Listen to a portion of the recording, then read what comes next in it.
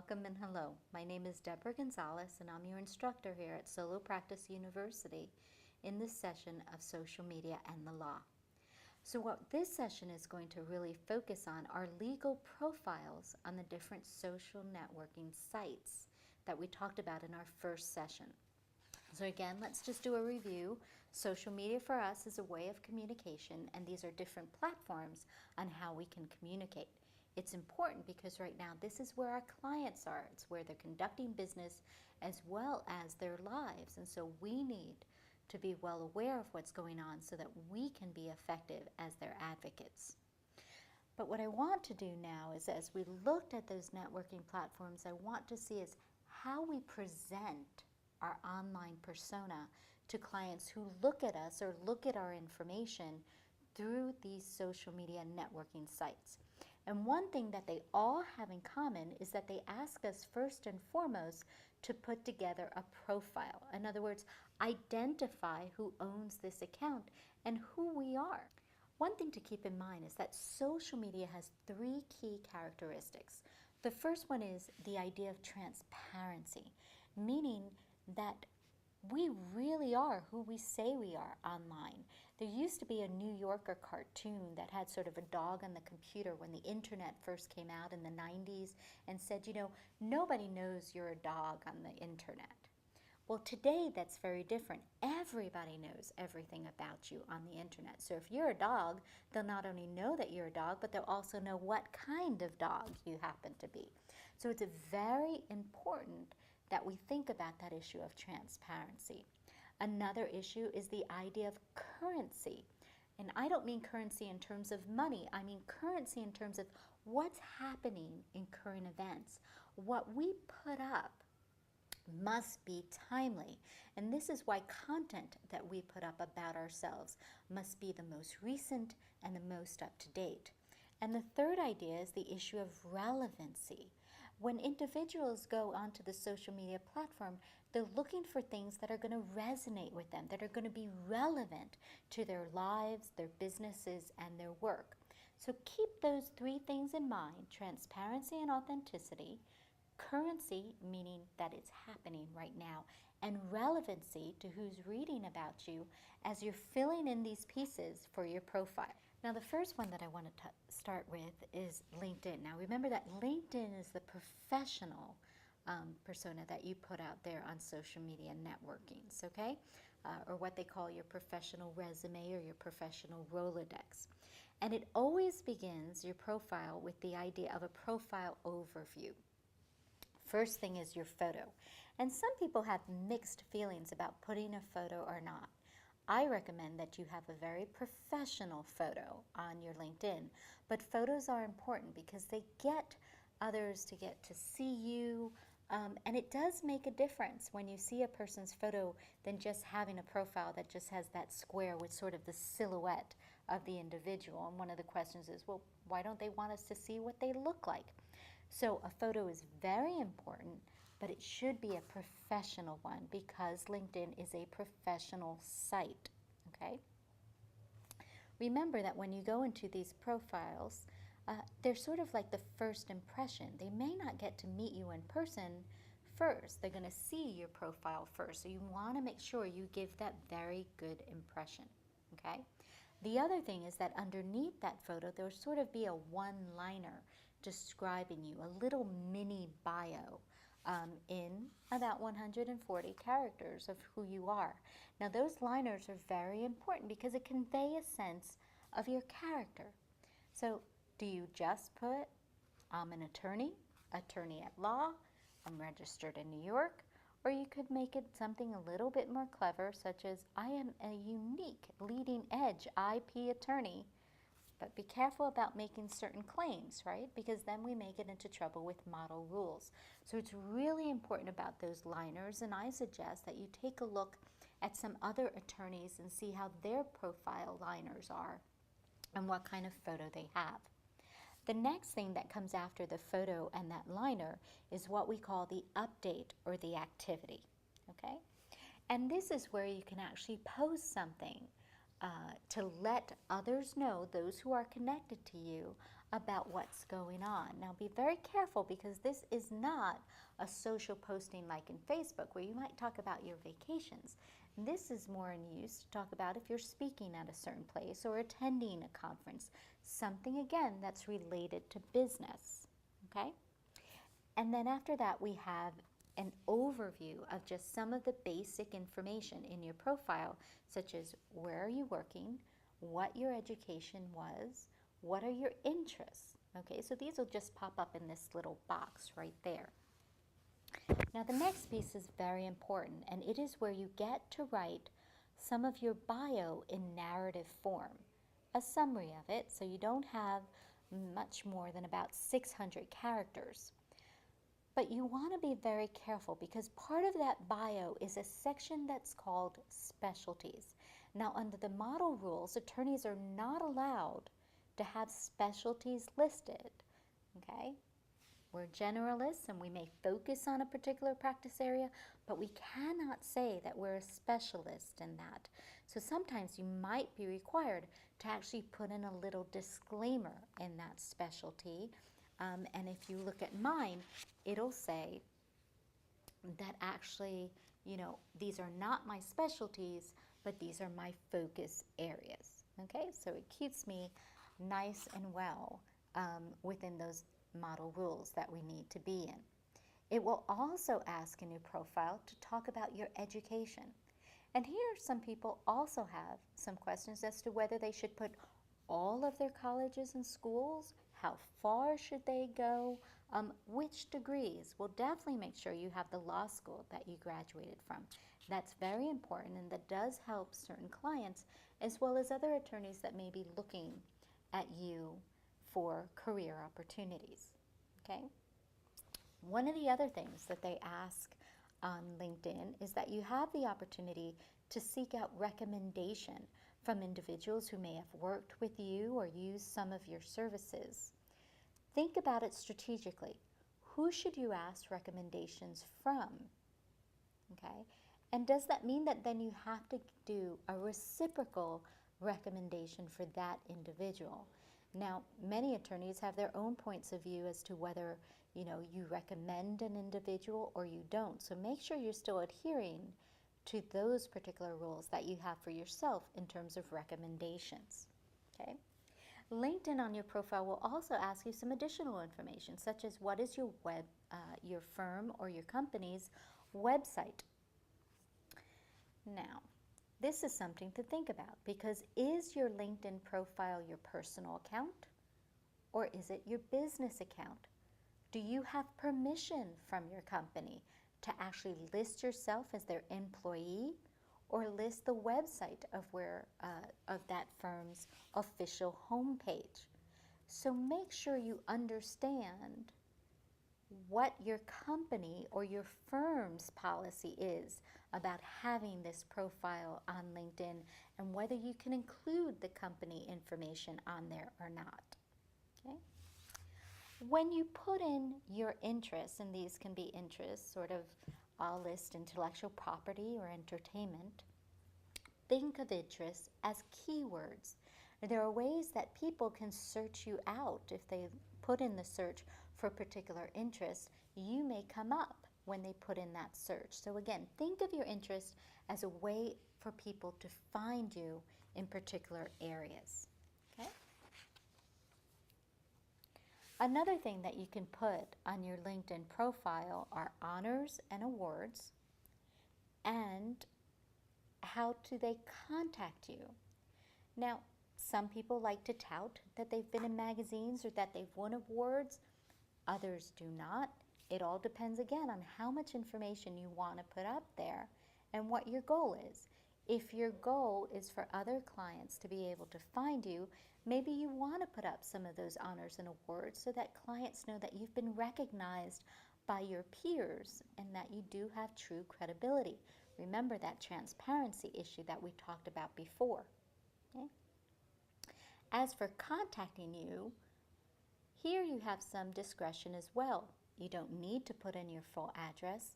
You can put in one particular email address and not another one, or list one particular telephone call and not another one. That, of course, is up to you. One of the great things that I liked about LinkedIn in terms of your profile is they actually have what are called application add-ons. Okay, so these are ready-made pieces that you can add to your profile that sort of gives individuals a better sense of who you are and your accomplishments and your expertise. Now, if you go to my LinkedIn profile, you're going to see that I have some in particular. JD Supra, which is the one that has the legal content. I also use the reading list by Amazon. And this allows me to sort of put up the books that I've read or books that I'm in the process of reading, and sort of give a comment or two about what I like about the book or what I think people would enjoy about the book and whether I would even recommend it or not. So it's really a great place just to put those resources there. Another one that I like to use is the SlideShare presentations. I do a lot of speaking and lots of presentations, so I'm able to put up my PowerPoint slides so that individuals can download them or see them and not necessarily have to send me an email, but they can see it right up there and get the information if it's something that they want to see. Another application that they have is something called Blog Link. Now, I happen to blog, and I blog and write posts about different things happening with social media and the law. So being able to have the Blog Link add-on in my LinkedIn Facebooks means that people who are connections of mine will be able to go to my LinkedIn profile and actually see the blog and not have to go to my blog site, but get those updates. And sometimes you'll get updates about your connections right on your email or your smartphone. So you don't necessarily have to go to another website to get some of that information. Okay. Now, as great as that profile is, there is something that I need you also to be very aware of, and that's a certain privacy setting that deals with social media advertising that you must opt out of in LinkedIn. Okay? Now, what you're going to do is you're going to click on your Settings tab, and then within the settings, you want to click on Account so that you're looking at your account settings. And within that, I want you to look at the menu item that talks about privacy control. And when you see that privacy control, it's going to be on your left-hand side. On the right-hand side of that box, it's then going to say Manage Social Advertising. And you want to opt out, meaning unclick that box so that they will not use your information on your LinkedIn profile for LinkedIn advertisement, okay? Very important to do. So now that we've done the LinkedIn, I want to go into the Twitter profile. Now, for a Twitter profile, you saw LinkedIn, we had all those different components that we can put in a lot of information. But your Twitter bio is only 160 characters. You can't fit any of that in there, so you want to be very careful, succinct, but also making engaging enough so people would want to follow you. So, for example, what I've written in my little bio is IP attorney, so people understand that I'm in intellectual property, social media law, which is what my legal consulting firm is really focused on, new digital world, new client, new law, which is our tagline. So try to get people interested, something a little bit clever for them. And then I end with tweets are not legal advice. So that disclaimer that we'll discuss in our next session, okay? You will need to put a photo as well on your Twitter account. Now here, some individuals also customize the background of their Twitter profile page. And you can put your logo as long as you have permission from your company or your law firm to put it up there, or another kind of graphical background, again, trying to let individuals be interested in coming and following you on your Twitter account, okay? Let's look at Facebook now. Now, with Facebook, I want you to think of two different things. You can have a Facebook personal account, and if you remember, I was talking about that, that's really a personal social. I have a Facebook account. I use it specifically only for family and friends. But then there is a new entity called the Facebook fan page, which businesses and organizations can use, that's really focused not on the idea of friendship, but on the idea of collecting fans, people who like your service or like the product you're offering. So if it's for business purposes, I highly recommend that you have a Facebook fan page versus just that individual personal account page when you do this. Now, of course, you want to be careful about blurring the lines between that personal and the business or the professional world. Some people may only want one account. So you want to be careful about that. You want to look at your law firm's social media policy and see what you can and cannot post in terms of your affiliation with your law firm on that particular page. Okay? You also want to be careful when it comes to Facebook who you actually friend. Lots of people will send you a friend request. I was at a dialogue and an individual said, well, sometimes you want to forget people. You don't want people from your past coming and becoming friends again. And you should have that option not to say yes to that invitation. So that's something that you're going to have to look at, who you friend and who you don't. Okay? You also want to be careful about the photos you put up there and the things that you actually say or post on your Facebook page, especially if you're looking at Facebook as a personal or as a professional site, okay? And even if it's a personal site, you want to use some discretion as to what photos you're going to post up there. We do have individual employees who were fired because they had a photo of them with an alcoholic beverage in their hand and saying a particular comment or caption to that photo. So you want, again, to use discretion as to what you put up there or not. Okay? Now let's go into the profile for AVO, AVVO, which is that sort of lawyer ranking type of social media platform. We're going to begin, as always, with make sure you have a professional photo. If this is for professional use, you want that first impression of you when they get to your AVO profile to be of you as a professional, competent attorney that clients can trust will be able to get them the results that they want. Okay? You also want to be careful about those rankings and not necessarily give it much credence in terms of, well, how are rankings actually set on AVO? Some people say, well, it's just a numbers game. If an attorney answers a legal question on AVO, they can get certain points, and the more points that they get, they can actually go up in terms of contribution level.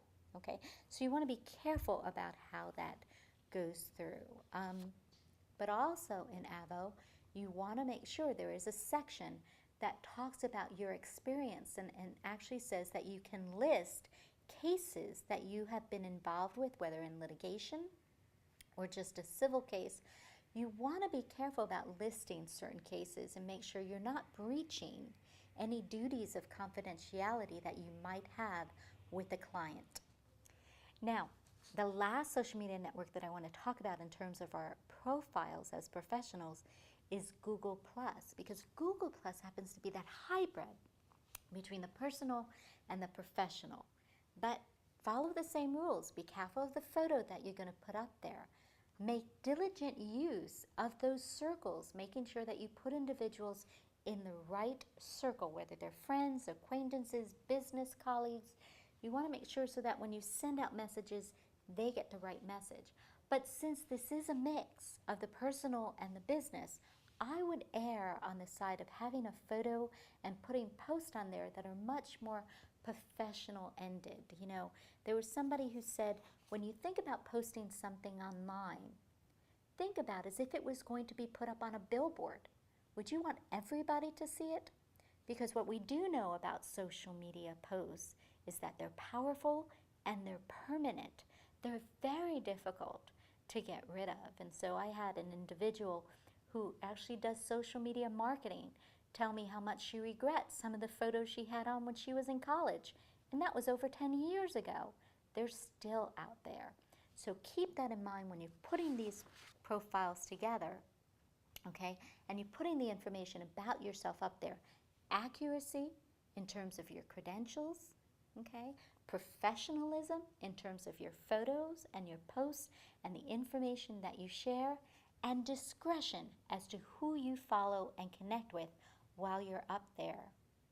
Okay, well, this is our session on social media and legal profiles, and I'll see you at our next one.